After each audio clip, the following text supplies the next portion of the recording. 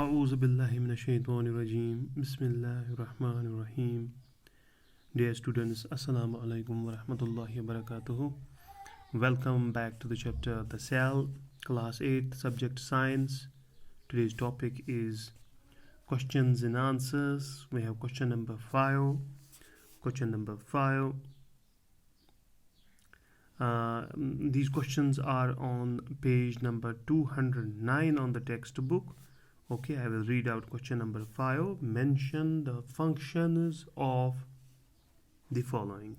Mention the functions of the following. तो यहाँ पे हमें functions लिखने हैं.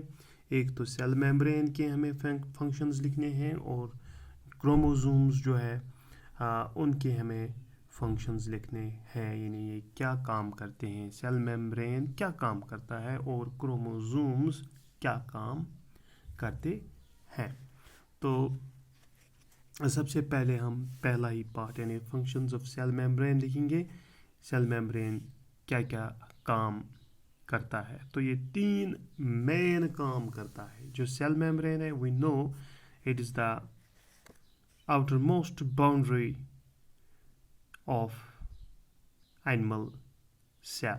प्लांट सेल में भी ये सेल मेम्ब्रेन मौजूद होता है, मगर प्लांट सेल में सेल मेम्ब्रेन के बाहर एक एक्स्ट्रा लेयर होती है, एक्स्ट्रा कोटिंग होती है, जिसको हम सेल वॉल कहते हैं. तो इस वक्त हमें सेल मेम्ब्रेन के बारे में फंक्शंस लिखनी हैं जो कि दोनों प्लांट सेल और एनिमल सेल में दोनों में मौजूद होता है. तो चलिए इसके फंक्शंस लिखते हैं. सबसे पहला फंक्शन जो है सेल मेम्ब्रेन का, वो ये है कि ये सेल को प्रोटेक्ट करता है from external shock, from external injuries. तो ये सेल या सेल के अंदर जो भी चीज़ें हैं, सेल ऑर्गेनल्स हैं, तो उनको प्रोटेक्शन मिलती है सेल मेम्ब्रेन से. ठीक.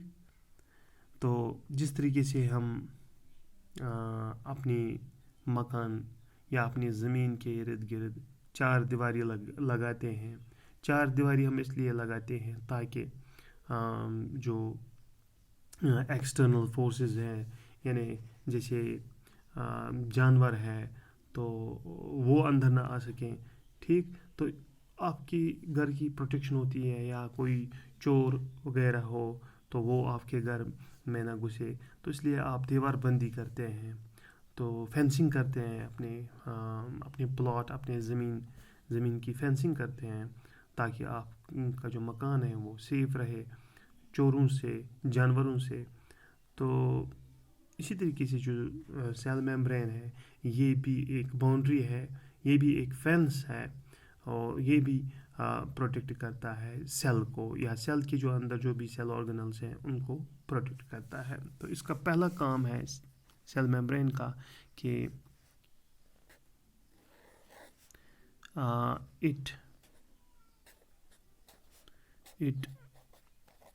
it protects the cell.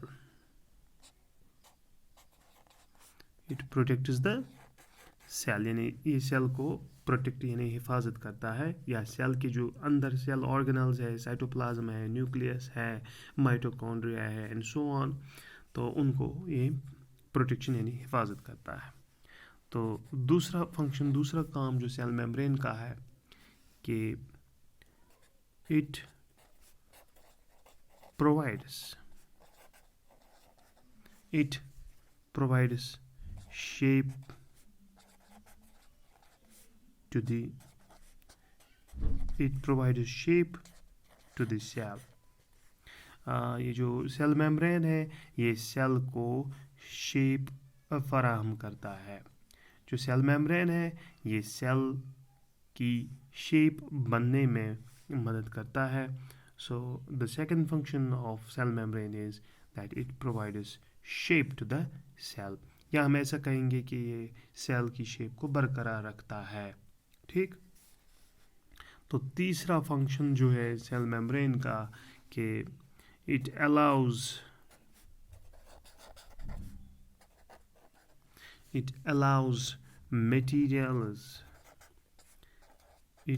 allows materials to enter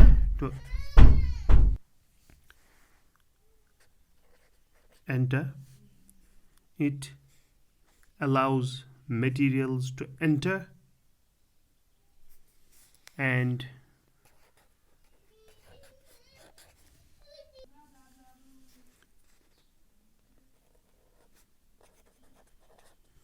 it allows materials to enter and leave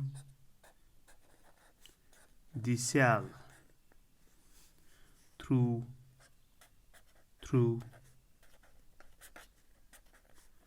tiny holes.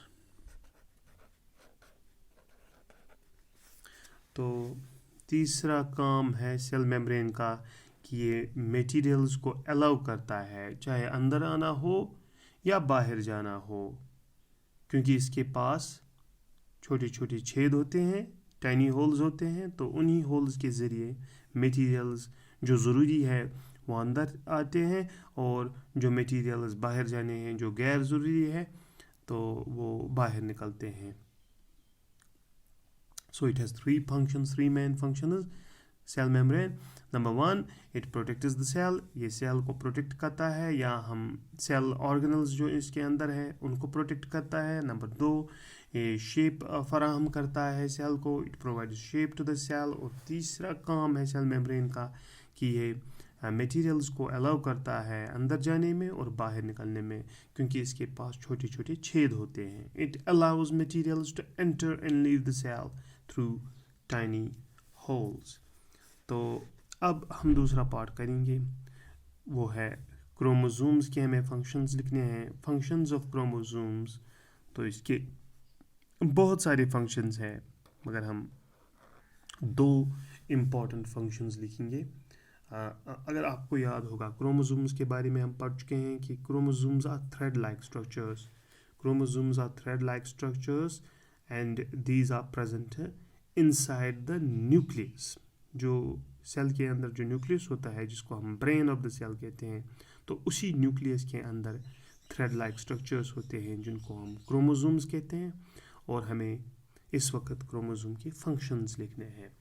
और आपको पता होना चाहिए कि ये जो क्रोमोसोम्स हैं, थ्रेड लाइक स्ट्रक्चर्स है, ये असल में इसमें डीएनए होता है और डीएनए पे जीन्स होते हैं, और इनका काम है, यानी चाहे हम जीन्स कहें या हम डीएनए कहें या हम क्रोमोसोम कहें, तो इन क्रोमोसोम्स का काम है ये स्टोर करते हैं या कैरी करते हैं, पास ऑन करते हैं क्या, जेनेटिक इंफॉर्मेशन।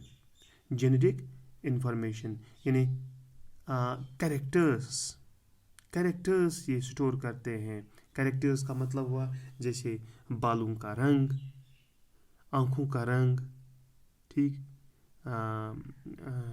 चेहरे की शेप, चेहरे की बनावट, ठीक, नाक की लंबाई, कानों की शेप, ठीक, हाइट, कलर ऑफ स्किन,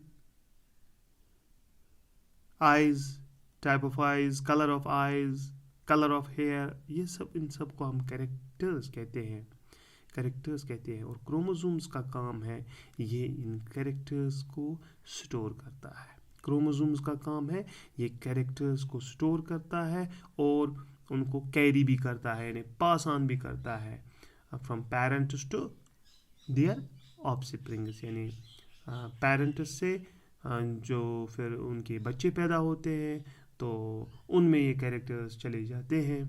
तो ये काम है क्रोमोसोम्स का। So first function of chromosome is it stores, ये स्टोर करता है, सेव करता है, एंड कैरीज, और इनको ट्रांसफर यानी ले जाता है। It stores and carries the characters, या हम कहेंगे genetic information. It stores and carries the genetic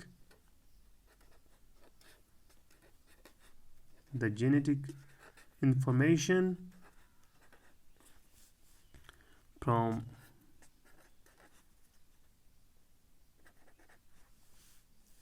parentis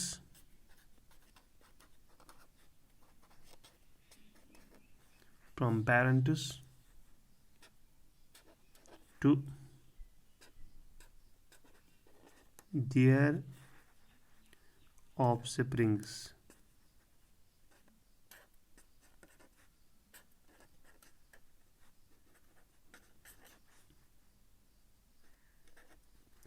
तो क्या काम है क्रोमोसोम्स का? चूँकि क्रोमोसोम्स जो है ये थ्रेड लाइक स्ट्रक्चर्स होते हैं न्यूक्लियस के अंदर, और इनका काम है ये स्टोर करते हैं, कैरी करते हैं, इन्हें पास ऑन करते हैं क्या?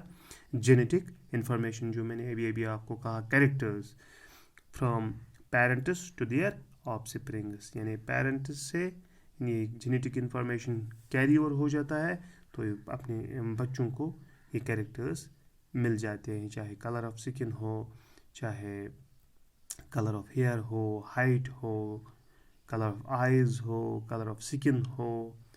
तो ये सारे कैरेक्टर्स जो है जिनको हम जेनेटिक इंफॉर्मेशन कहते हैं, तो ये क्रोमोसोम्स ही स्टोर करते हैं और पास ऑन करते हैं from parents to their offsprings. तो अब हम इसका दूसरा फंक्शन भी देख लेते हैं क्रोमोसोम्स का दूसरा फंक्शन, इट हेल्प्स, जो क्रोमोसोम्स हैं ये हेल्प करते हैं during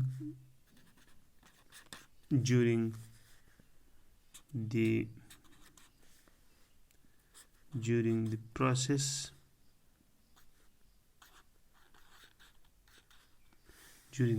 of cell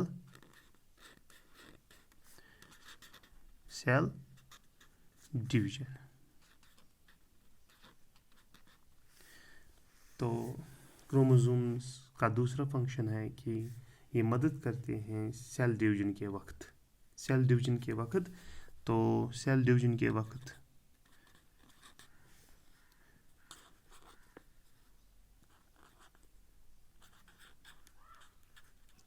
creation of daughter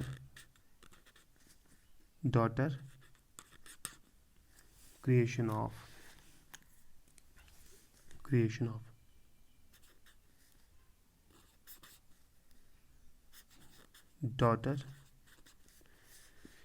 of daughter cells।